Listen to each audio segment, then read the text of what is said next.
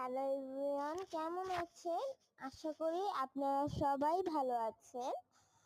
আর মাত্র একদিন হলো আমি একটা নতুন ফোন কিনেছি, নাম হলো Redmi A3। আর দেখাচ্ছি, ফোনটা দেখাবো এখনই।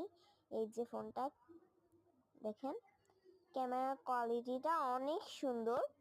এখনো কিছু প্রসেসিং করা হয়নি, ইউটিউবে যাই, চ্যানেল দেখাবো আমার। এটা আমার বোনের নাম আসলো কেন?